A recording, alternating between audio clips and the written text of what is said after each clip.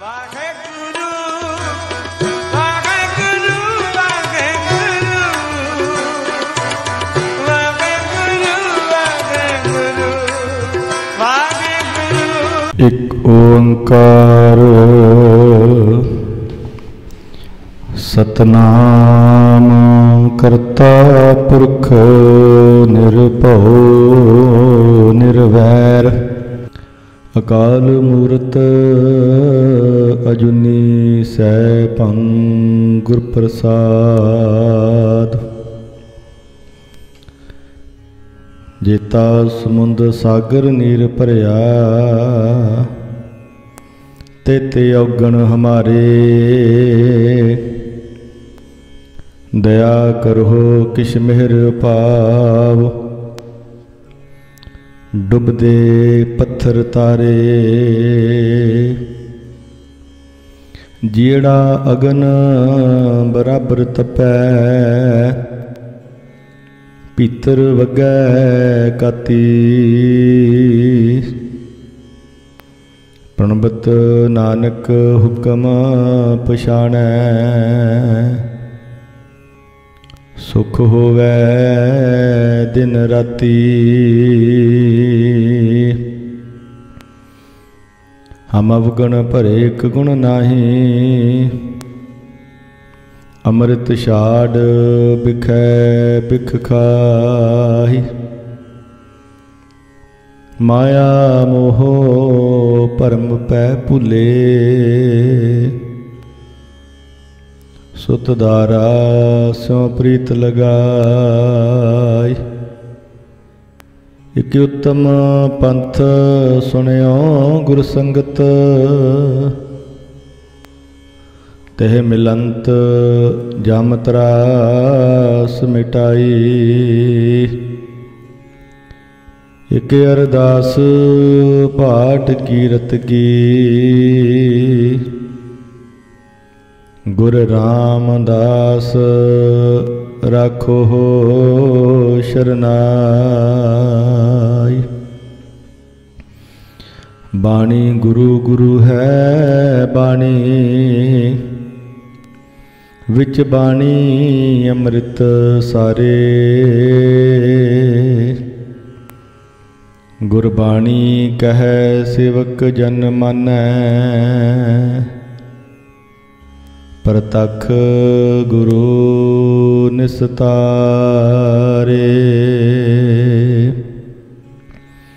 ਸੁਖ ਹੋਟਲ ਗੁਰ ਸੇਵੀਐ ਅਹਨਸ ਸਹਿਜ ਸੁਭਾਏ ਦਰਸ਼ਨ ਪਰਸੈ ਗੁਰੂ ਕੈ ਜਨਮ ਮਰਨ ਦੁਖ ਜਾਏ ਹਉ ਆਇਆ ਦੂਰੋਂ ਚਲ ਕੇ ਮੈਂ ਤੱਕੀ ਤੋ ਸਰਨਾਏ ਜਿਉ ਮੈਂ ਆਸਾ ਰੱਖੀ ਚਿਤ ਮੈਂ ਮੇਰਾ ਸਭੋ ਦੁਖ ਗਵਾਏ ਜਿਉ ਜੁਗ ਹੋ ਜੁਗ ਅਟਲ ਚਬਰ ਛਤਰ ਤਖਤ ਦੇ ਮਾਲਕ ਦੋ ਜਹਾਨ ਦੇ ਵਾਲੀ ਹਾਜ਼ਰ ਹਜੂਰ ਜਹਰਾ ਜਹੂਰ ਸਰਵ ਕਲਾ ਭਰਪੂਰ ਬਾਣੀ ਕੇ ਬੋਹਿਤ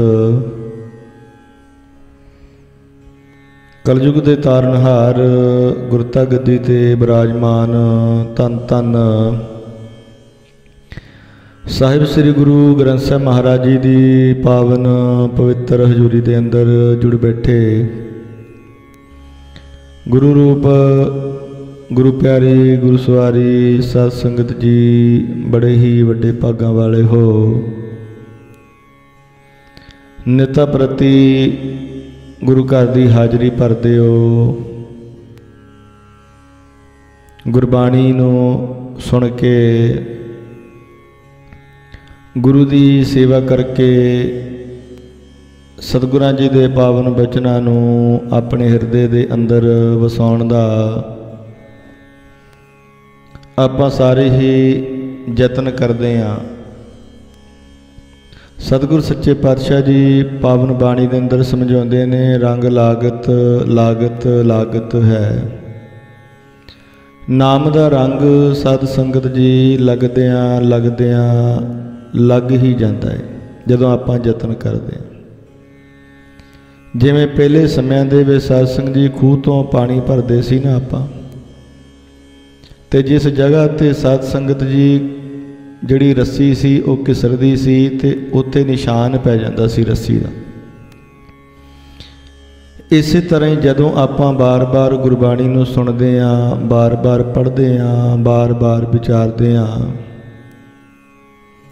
ਤੇ ਸਾਡੇ ਮਨ ਦੇ ਅੰਦਰ ਵੀ ਗੁਰਬਾਣੀ ਦੀ ਜੋ ਛਾਪ ਹੈ ਉਹ ਛਪ ਜਾਂਦੀ ਹੈ। ਸਾਡੇ ਹਿਰਦੇ ਦੇ ਅੰਦਰ ਵੀ ਜਿਹੜਾ ਨਾਮ ਹੈ ਉਹ ਵਸ ਜਾਂਦਾ ਏ, ਤੇ ਉਸ ਵਸੇ ਹੋਏ ਨਾਮ ਦੇ ਕਰਕੇ ਸਾਨੂੰ ਜੰਮਣ ਮਰਨ ਤੋਂ ਬੰਦ ਖਲਾਸੀ ਮਿਲ ਜਾਂਦੀ ਹੈ।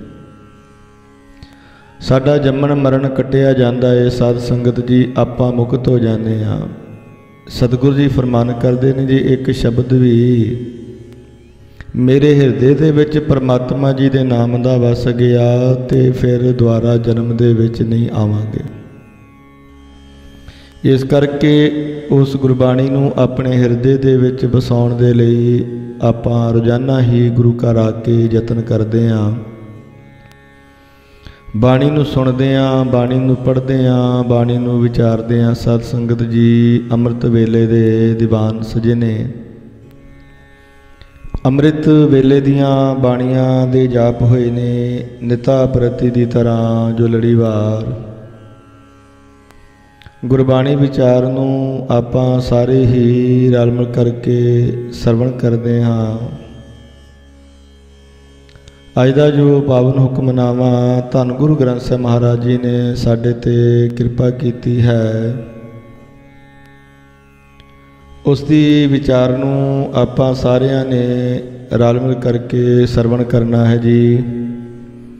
ਆਪਣੀਆਂ ਮਨ ਦੀਆਂ ਬਿਰਤੀਆਂ ਨੂੰ ਕਰੋ ਜੀ ਇਕਾਗਰ, ਰਸਨਾ ਨੂੰ ਕਰੋ ਪਵਿੱਤਰ। ਆਖੋ ਸਤਨਾਮ ਵਾਹਿਗੁਰੂ ਸਾਹਿਬ ਜੀ।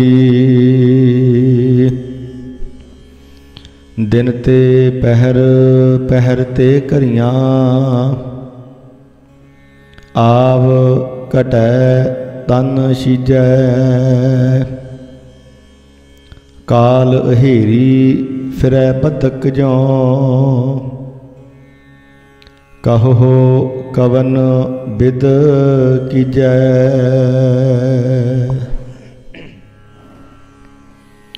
ਗੁਰੂ ਪਿਆਰੀ ਸਾਧ ਸੰਗਤ ਜੀ, ਅੱਜ ਦਾ ਜੋ ਪਾਵਨ ਸ਼ਬਦ ਹੈ ਧਨਾਸਰੀ ਰਾਗ ਦੇ ਅੰਦਰ ਭਗਤ ਕਬੀਰ ਜੀ ਦੀ ਮੁਬਾਰਕ ਰਸਨਾ ਤੋਂ ਉਚਾਰਨ ਕੀਤਾ ਹੋਇਆ ਪਾਵਨ ਸ਼ਬਦ ਹੈ। ਜਿਸ ਸ਼ਬਦ ਦੇ ਅੰਦਰ ਭਗਤ ਕਬੀਰ ਜੀ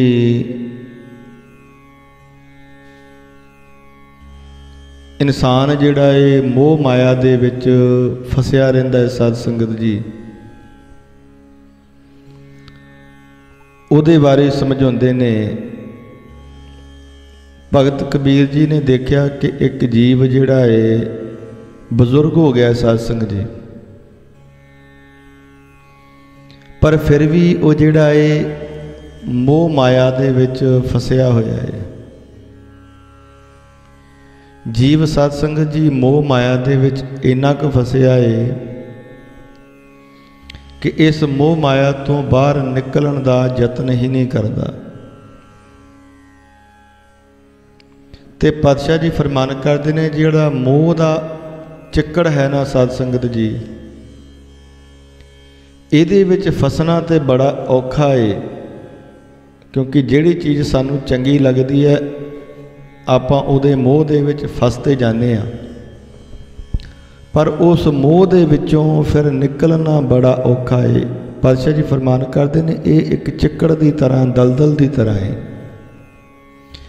ਸਤਿਗੁਰੂ ਜੀ ਦਾ ਪਾਵਨ ਬਚਨ ਹੈ, ਪੰਕ ਜੋ ਮੋਹ ਪਗ ਨਹੀਂ ਚਾਲੈ, ਹਮ ਦੇਖਾ ਤਹਿ ਡੂਬੇ ਲੈ। ਪੰਕ ਕਹਿੰਦੇ ਨੇ ਗਾਰੇ ਨੂੰ।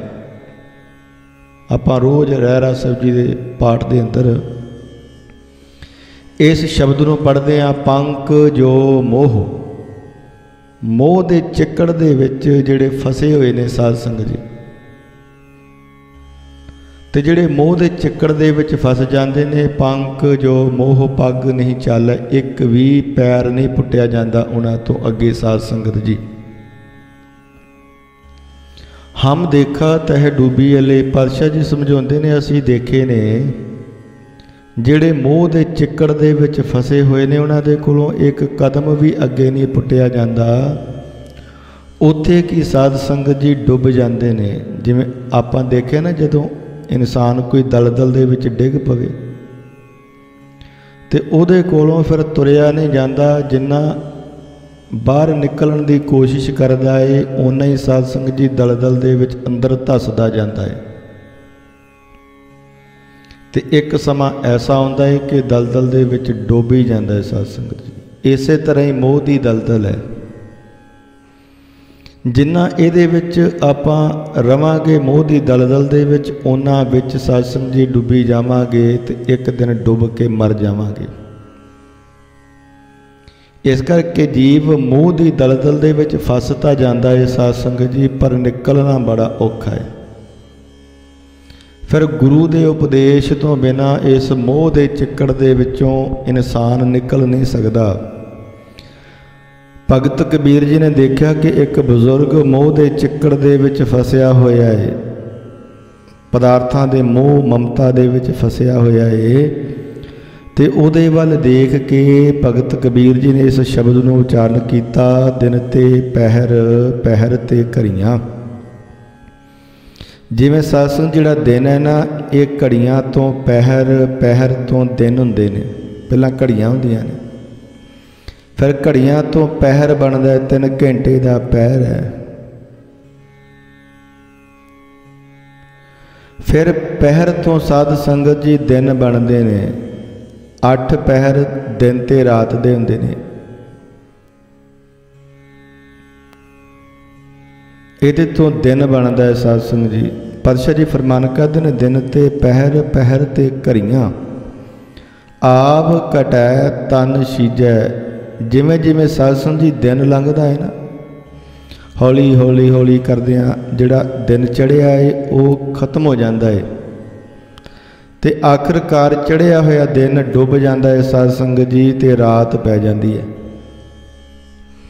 ਇਸੇ ਤਰ੍ਹਾਂ ਹੀ ਪਾਤਸ਼ਾਹ ਜੀ ਫਰਮਾਨ ਕਰਦੇ ਨੇ, ਆਪ ਘਟੈ, ਜਿਵੇਂ ਦਿਨ ਘਟਦਾ ਰਹਿੰਦਾ ਹੈ ਸਾਧ ਸੰਗਤ ਜੀ, ਇਵੇਂ ਤੇਰੀ ਜਿਹੜੀ ਉਮਰ ਹੈ, ਜਿਹੜੀ ਪ੍ਰਮਾਤਮਾ ਨੇ ਤੈਨੂੰ ਉਮਰ ਦਿੱਤੀ ਹੋਈ ਹੈ, ਉਹ ਉਮਰ ਭਗਤ ਕਬੀਰ ਜੀ ਫਰਮਾਨ ਕਰਦੇ ਨੇ ਘਟਦੀ ਹੈ, ਤਨ ਸੀਜੈ। ਜਿਹੜਾ ਤਨ ਹੈ ਸਾਡਾ ਸਾਧ ਸੰਗਤ ਜੀ, ਇਹ ਵੀ ਹੌਲੀ ਹੌਲੀ ਕਮਜ਼ੋਰ ਹੁੰਦਾ ਜਾਂਦਾ ਹੈ।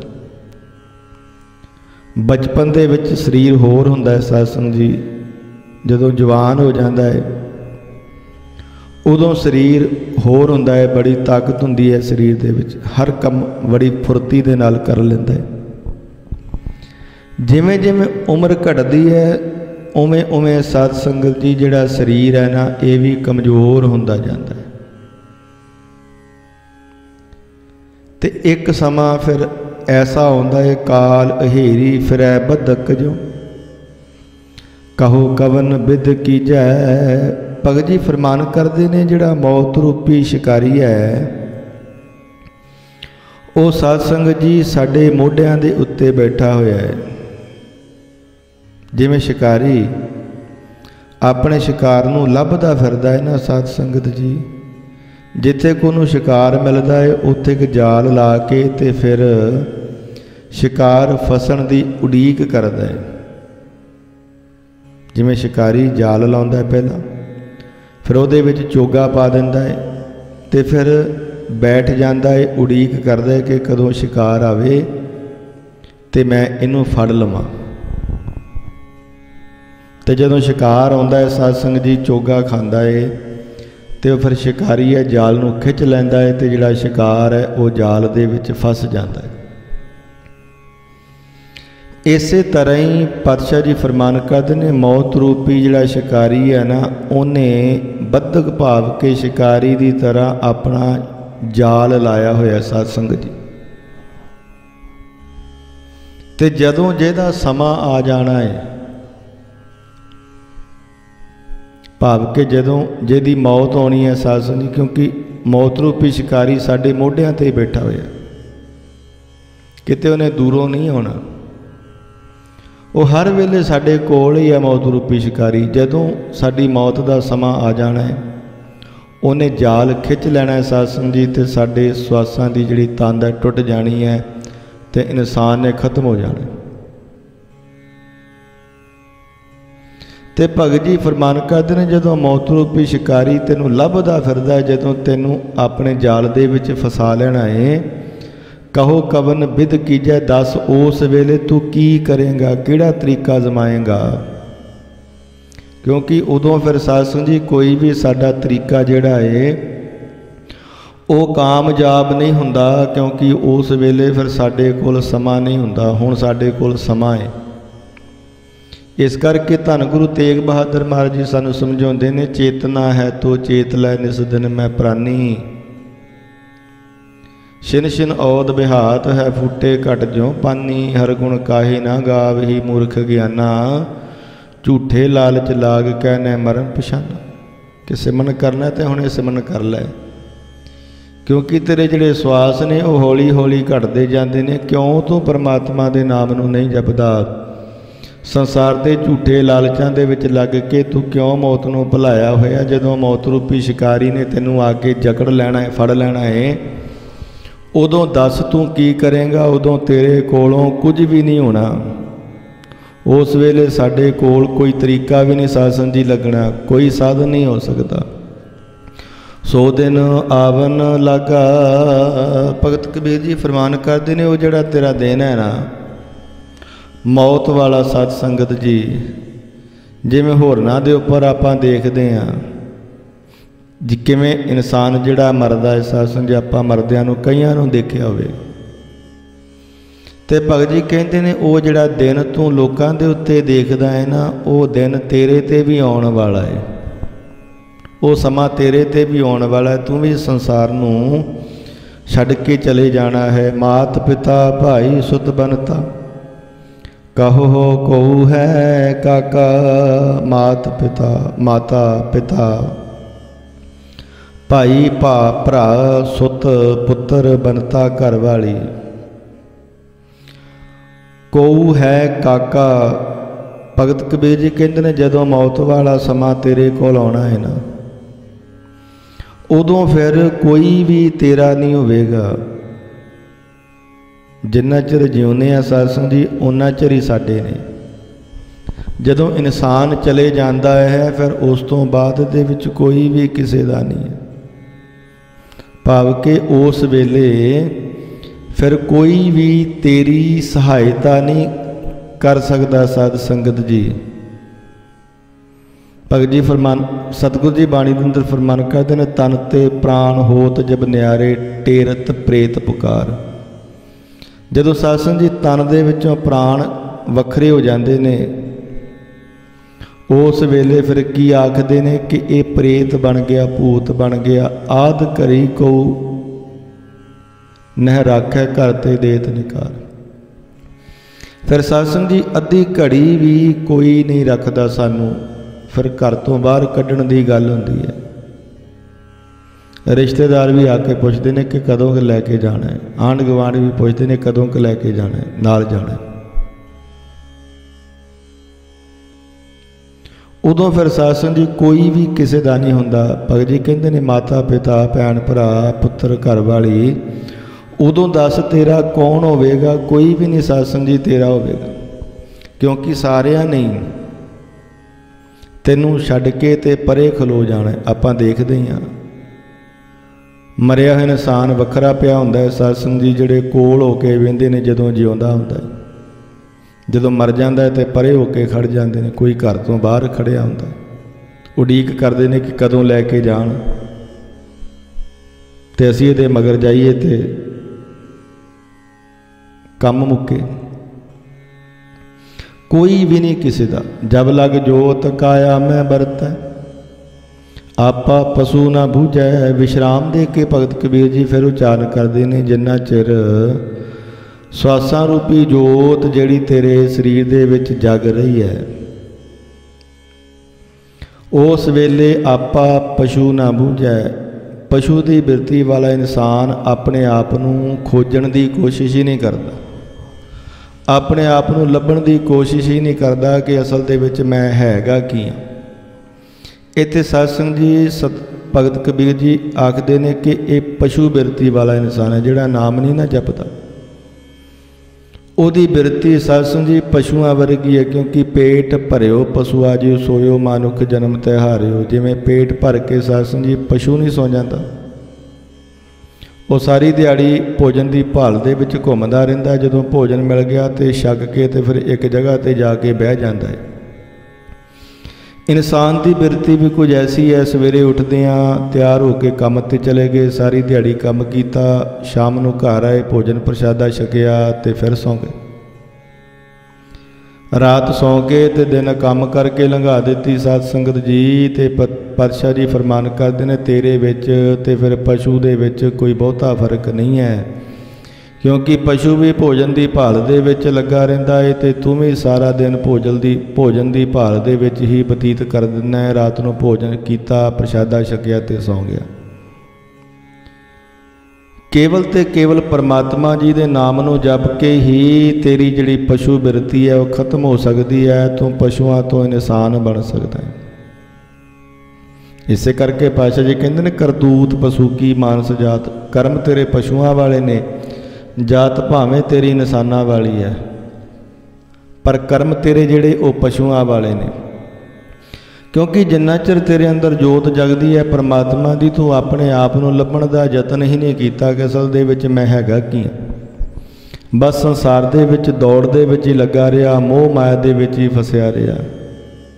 ਤੂੰ ਆਪਣੇ ਆਪ ਨੂੰ ਲੱਭਣ ਦੀ ਕੋਸ਼ਿਸ਼ ਹੀ ਨਹੀਂ ਕੀਤੀ, ਆਪਣੇ ਆਪ ਨੂੰ ਸਵਾਰਨ ਦਾ ਯਤਨ ਨਹੀਂ ਕੀਤਾ ਕਿ ਮੇਰਾ ਲੋਕ ਤੇ ਪਰਲੋਕ ਸਵਰ ਜਾਵੇ। ਬਸ ਇਹੀ ਦੌੜ ਲੱਗੀ ਰਹੀ ਹੈ ਕਿ ਪੈਸੇ ਕਿੱਥੋਂ ਕਮਾਉਣੇ ਨੇ, ਕਿੱਥੋਂ ਆਉਣੇ ਨੇ, ਕਿੱਦਾਂ ਆਉਣੇ ਨੇ, ਕਿੰਨੇ ਆਉਣੇ ਨੇ। ਬਸ ਇਸ ਦੌੜ ਦੇ ਵਿੱਚ ਲੱਗਾ ਰਿਹਾ। ਲਾਲਚ ਕਰੈ ਜੀਵਨ ਪਦ ਕਾਰਨ, ਲੋਚਨ ਕਛੂ ਨਾ ਸੂਝੈ। ਲਾਲਚ ਕਰਦਾ ਰਿਹਾ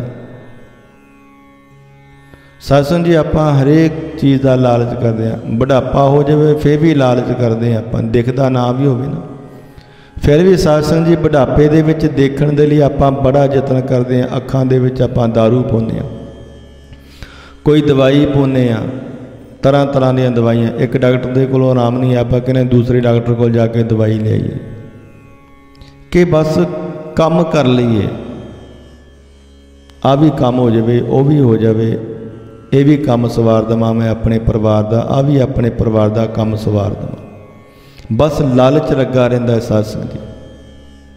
ਪਰ ਪਾਤਸ਼ਾਹ ਜੀ ਕਹਿੰਦੇ ਨੇ, ਅੱਖਾਂ ਤੋਂ ਕੁਝ ਨਹੀਂ ਦਿਖਦਾ ਪਰ ਫਿਰ ਵੀ ਲਾਲਚ ਲੱਗਾ ਰਹਿੰਦਾ ਹੈ ਕਿ ਮੈਂ ਕੰਮ ਕਰਾਂ। ਤੇ ਦੇਖਣ ਦੇ ਲਈ ਬੜੇ ਤਰੀਕੇ ਅਜ਼ਮਾਉਂਦੇ ਆਪਾਂ। ਦਾਰੂ ਪਾਉਂਦੇ ਹਾਂ, ਕੋਈ ਆਪਰੇਸ਼ਨ ਕਰਾ ਲੈਂਦਾ ਹੈ, ਕੋਈ ਲੈਂਜ ਪਵਾ ਲੈਂਦਾ ਹੈ, ਕੋਈ ਐਨਕ ਲਾ ਲੈਂਦਾ ਹੈ। ਪਾਤਸ਼ਾਹ ਜੀ ਕਹਿੰਦੇ ਨੇ, ਲਾਲਚ ਕਰੈ ਜੀਵਨ ਪਦ ਕਾਰਨ। ਆਪਣੇ ਜੀਵਨ ਨੂੰ ਜਿਉਣ ਦੇ ਲਈ ਆਪਾਂ ਲਾਲਚ ਕਰਦੇ ਹਾਂ ਕਿ ਬਸ ਆਹੀ ਸਮਾਂ ਹੈ ਮੇਰੇ ਕੋਲ ਪੈਸੇ ਕਮਾਉਣ ਦਾ, ਕਮਾ ਲਵਾਂ। ਭਾਵੇਂ ਕਿਸੇ ਦਾ ਬੁਰਾ ਕਰਕੇ ਹੀ ਕਿਉਂ ਨਾ ਕਮਾਉਣੇ ਪੈਣ, ਭਾਵੇਂ ਕਿਸੇ ਦਾ ਹੱਕ ਖਾ ਕੇ ਕਿਉਂ ਨਾ ਕਮਾਉਣੇ ਪੈਣ। ਲਾਲਚ ਕਰਦੇ ਹਾਂ ਆਪਣੇ ਜੀਵਨ ਨੂੰ ਸਵਾਰਨ ਦੇ ਲਈ। ਤੇ ਅੱਗੇ ਜਿੱਥੇ ਜਾਣਾ ਹੈ ਉੱਥੇ ਸਜ਼ਾ ਮਿਲਣੀ ਹੈ, ਦੁੱਖ ਮਿਲਣੇ ਨੇ। ਭਗਤ ਜੀ ਕਹਿੰਦੇ ਨੇ, ਅੱਖਾਂ ਦੇ ਨਾਲ ਉਹ ਚੀਜ਼ ਨਹੀਂ ਦਿਖਦੀ ਕਿ ਅੱਗੇ ਜਾ ਕੇ ਮੈਨੂੰ ਸਜ਼ਾ ਵੀ ਮਿਲਣੀ ਹੈ, ਦੁੱਖ ਵੀ ਭੋਗਣਾ ਪੈਣਾ ਹੈ, ਤਸੀਹੇ ਵੀ ਸਹਿਣੇ ਪੈਣੇ ਨੇ। ਇਹ ਗੱਲ ਨਹੀਂ ਦਿਖਦੀ। ਬਸ ਲਾਲਚ ਕਰਦਾ ਰਹਿੰਦਾ ਹੈ ਕਿ ਇਹ ਮੇਰਾ ਜੀਵਨ ਕਿਵੇਂ ਸਵਰਿਆ ਜਾਵੇ। ਪਰ ਸਤ ਸੰਗਤ ਜੀ, ਇਸ ਤਰ੍ਹਾਂ ਜੀਵਨ ਨਹੀਂ ਸਵਰਦਾ, ਸਗੋਂ ਮੋਹ ਦੇ ਚਿੱਕੜ ਦੇ ਵਿੱਚ ਜਿਹੜਾ ਜੀਵ ਹੈ ਉਹ ਹੋਰ ਫਸਿਆ ਰਹਿੰਦਾ ਹੈ। ਸਤ ਸੰਗਤ ਜੀ, ਨਿਕਲਣਾ ਬੜਾ ਔਖਾ ਹੈ। ਕਹਿਤ ਕਬੀਰ ਸੁਨੋ ਰੇ ਪ੍ਰਾਨੀ, ਛੋਡੋ ਮਨ ਕੇ ਭਰਮਾ। ਇਸ ਕਰਕੇ ਭਗਤ ਕਬੀਰ ਜੀ ਸਾਨੂੰ ਲਾਲਚ ਦੇ ਵਿੱਚ ਫਸਿਆ ਹੋਇਆਂ ਨੂੰ ਸਮਝਾਉਣ ਦੇ ਲਈ ਯਤਨ ਕਰਦੇ ਨੇ ਕਿ ਕਹਿਤ ਕਬੀਰ, ਭਗਤ ਕਬੀਰ ਜੀ ਕਤਨ ਕਰਦੇ ਨੇ ਕਿ ਇਹ ਪ੍ਰਾਣੀ ਸੁਣੋ, ਛੋਡੋ ਮਨ ਕੇ ਭਰਮਾਂ, ਜਿਹੜੇ ਮਨ ਦੇ ਭਰਮ ਨੇ ਇਹਨਾਂ ਨੂੰ ਛੱਡ ਦੇਵੋ। ਇਹ ਵੀ ਸਾਡੇ ਮਨ ਦਾ ਭਰਮ ਹੀ ਹੈ ਕਿ ਜੇ ਮੈਂ ਨਾ ਕਮਾਇਆ ਤੇ ਇਹਨਾਂ ਨੂੰ ਕਮਾ ਕੇ ਕੌਣ ਦੇਵੇਗਾ। ਪਰ ਸਾਧ ਸੰਗਤ ਜੀ ਉਡੈ ਉਡਿਆਵੈ ਸੈਕੋ ਸਾਥ ਪਾਛੈ ਬਚਰੇ ਸ਼ਰੇ, ਜਿਹੜੀਆਂ ਕੂੰਜਾਂ ਨੇ ਆਪਣੇ ਬੱਚੇ ਸਾਧ ਸੰਗਤ ਜੀ ਪੈਦਾ ਕਰਕੇ ਤੇ ਕੋਹਾਂ ਦੂਰ ਚਲੇ ਜਾਂਦੀਆਂ ਨੇ, ਉਹਨਾਂ ਨੂੰ ਕੌਣ ਸਾਧ ਸੰਗਤ ਜੀ ਦੇਖਦਾ ਏ। ਤਨ ਕਵਨ ਖਿਲਾਵੇ ਕਵਨ ਚਗਾਵੇ ਮਨ ਮੈਂ ਸਿਮਰਨ ਕਰਿਆ, ਉਹਨਾਂ ਨੂੰ ਕੌਣ ਖਿਲਾਏਗਾ ਕੌਣ ਪਿਲਾਏਗਾ। ਪਰ ਖਿਲਾਉਣ ਪਿਲਾਉਣ ਵਾਲਾ ਉਹ ਮਾਲਕ ਆਪ ਹੈ। ਜਿਵੇਂ ਸਾਧ ਸੰਗਤ ਜੀ ਕੱਛੂ ਕੰਮਾ ਜਿਹੜਾ ਆਪਣੇ ਆਂਡੇ ਦੇ ਕੇ ਤੇ ਬੜੀ ਦੂਰ ਚਲੇ ਜਾਂਦਾ ਹੈ, ਪਰ ਉਹਨਾਂ ਦਾ ਵੀ ਪਾਲਣ ਪੋਸ਼ਣ ਹੋ ਜਾਂਦਾ ਹੈ, ਕਿਉਂਕਿ ਪਾਲਣ ਪੋਸ਼ਣ ਸਾਧ ਸੰਗਤ ਜੀ ਅਸੀਂ ਨਹੀਂ ਕਰਦੇ, ਉਹ ਕਰਨ ਵਾਲਾ ਅਕਾਲ ਪੁਰਖ ਵਾਹਿਗੁਰੂ ਪਰਮਾਤਮਾ ਹੈ। ਇਹ ਸਾਡੇ ਮਨ ਦਾ ਵਹਿਮ ਹੀ ਹੈ, ਭਰਮ ਹੀ ਹੈ ਕਿ ਜੇ ਮੈਂ ਨਾ ਕਮਾਇਆ ਤੇ ਇਹਨਾਂ ਨੂੰ ਖਿਲਾਊਗਾ ਕੌਣ। ਤੇ ਭਗਤ ਕਬੀਰ ਜੀ ਕਹਿੰਦੇ ਨੇ ਇਸ ਭਰਮ ਨੂੰ ਛੱਡ ਦੇਵੋ। ਜਦੋਂ ਇਹ ਭਰਮ ਸਾਡੇ ਅੰਦਰੋਂ ਨਿਕਲ ਗਿਆ ਨਾ ਕਿ ਅਸੀਂ ਕਮਾਉਣ ਵਾਲੇ ਹਾਂ, ਉਦੋਂ ਫਿਰ ਸਾਧ ਸੰਗਤ ਜੀ ਜਿਹੜਾ ਜੀਵ ਹੈ ਉਹ ਕਦੀ ਲਾਲਚ ਨਹੀਂ ਕਰੇਗਾ, ਕਿਉਂਕਿ ਭਰਮ ਦੂਰ ਹੋ ਗਿਆ। ਪਹਿਲਾਂ ਸੋਚਦੇ ਸੀ ਕਿ ਅਸੀਂ ਕਮਾਉਂਦੇ ਹਾਂ, ਪਰ ਫਿਰ ਸੋਝੀ ਆ ਜਾਵੇਗੀ ਕਿ ਨਹੀਂ, ਦੇਣ ਵਾਲਾ ਉਹ ਪਰਮਾਤਮਾ ਹੈ। ਦੇਵਨ ਕੋਈ ਇੱਕ ਹੈ ਭਗਵਾਨ, ਇੱਕ ਪਰਮਾਤਮਾ ਜਿਹੜਾ ਦੇ ਰਿਹਾ ਹੈ। ਇਸ ਕਰਕੇ ਭਗਤ ਜੀ ਸਾਨੂੰ ਸਮਝਾਉਣ ਦੇ ਲਈ ਯਤਨ ਕਰਦੇ ਨੇ ਇਸ ਪਾਵਨ ਸ਼ਬਦ ਦੇ ਅੰਦਰ, ਕਹਿਤ ਕਬੀਰ ਸੁਨੋਰੇ ਪ੍ਰਾਨੀ ਛੋਡੋ ਮਨ ਕੇ ਭਰਮਾਂ, ਮਨ ਦੇ ਭਰਮ ਨੂੰ ਛੱਡ ਦੇਵੋ, ਕੇਵਲ ਨਾਮ ਜਪੋਰੇ ਪ੍ਰਾਨੀ ਪਰ ਹੋ ਇੱਕ ਕੀ ਸ਼ਰਨਾ। ਕੇਵਲ ਇੱਕ ਅਕਾਲ ਪੁਰਖ ਵਾਹਿਗੁਰੂ ਪਰਮਾਤਮਾ ਜੀ ਦੇ ਨਾਮ ਨੂੰ ਜਪੋ। ਜਿਸ ਪਰਮਾਤਮਾ ਨੇ ਸਾਡੀ ਸਹਾਇਤਾ ਕਰਨੀ ਹੈ, ਜਿਸ ਪਰਮਾਤਮਾ ਨੇ ਸਾਡੀ ਰੱਖਿਆ ਕਰਨੀ ਹੈ, ਜਿਸ ਪਰਮਾਤਮਾ ਨੇ ਸਾਡੇ ਜੀਵਨ ਨੂੰ ਸਵਾਰਨਾ ਹੈ, ਜਿਸ ਪਰਮਾਤਮਾ ਨੇ ਸਾਡੇ ਦੁੱਖਾਂ ਨੂੰ ਦੂਰ ਕਰਨਾ ਹੈ, ਜਿਸ ਪਰਮਾਤਮਾ ਦੇ ਨਾਮ ਦੇ ਕਰਕੇ ਸਾਨੂੰ ਸੁੱਖ ਮਿਲਣਾ ਹੈ, ਜਿਸ ਪਰਮਾਤਮਾ ਜੀ ਦੇ ਨਾਮ ਦੇ ਕਰਕੇ ਸਾਡਾ ਲੋਕ ਤੇ ਪਰਲੋਕ ਸਵਰ ਜਾਣਾ ਹੈ।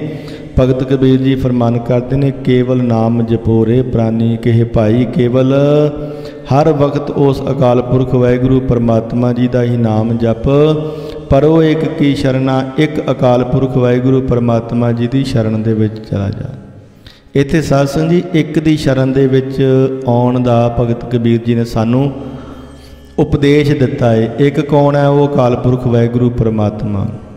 ਤੇ ਅਸੀਂ ਸਾਧ ਸੰਗਤ ਜੀ ਕੋਈ ਐਸਾ ਪਖੰਡੀ ਸਾਧ ਛੱਡਦੇ ਨਹੀਂ, ਕੋਈ ਐਸਾ ਡੇਰਾ ਨਹੀਂ ਛੱਡਿਆ ਹੋਣਾ, ਕੋਈ ਐਸੀ ਜਗ੍ਹਾ ਨਹੀਂ ਛੱਡੀ ਹੋਣੀ ਜਿੱਥੇ ਆਪਾਂ ਜਾ ਕੇ ਨਾ ਮੰਗਦੇ ਹੋਈਏ, ਨਾ ਸਿਰ ਝੁਕਾਇਆ ਹੋਵੇ, ਨਾ ਨੱਕ ਰਗੜੇ ਹੋਣ।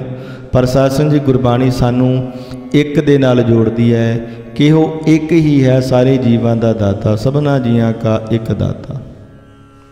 ਇਸ ਕਰਕੇ ਪਾਤਸ਼ਾਹ ਜੀ ਕਹਿੰਦੇ ਨੇ, ਹਰ ਏਕ ਸਿਮਰ ਏਕ ਸਿਮਰ ਪਿਆਰੇ, ਕਲ ਕਲੇਸ਼ ਲੋਭ ਮੋਹ ਮਹਾ ਭਵ ਜਲ ਤਾਰੇ। ਜਦੋਂ ਤੂੰ ਇੱਕ ਦਾ ਸਿਮਰਨ ਕਰੇਂਗਾ, ਕਲਯੁਗ ਦੇ ਕਲੇਸ਼ ਦੁੱਖ ਦਲਿੱਦਰ ਤੇ ਭਵਜਲ ਸੰਸਾਰ ਸਮੁੰਦਰ ਤੋਂ ਉਹ ਇੱਕ ਅਕਾਲ ਪੁਰਖ ਵਾਹਿਗੁਰੂ ਪਰਮਾਤਮਾ ਤੈਨੂੰ ਉਤਾਰ ਦੇਵੇਗਾ। ਇਸ ਸ਼ਬਦ ਦੇ ਅੰਦਰ ਵੀ ਭਗਤ ਕਬੀਰ ਜੀ ਸਾਨੂੰ ਇਹੀ ਗੱਲ ਸਮਝਾਉਂਦੇ ਨੇ, ਕੇਵਲ ਨਾਮ ਜਪੋਰੇ ਪ੍ਰਾਨੀ ਪਰੋ ਇੱਕ ਹੀ ਸ਼ਰਨਾ।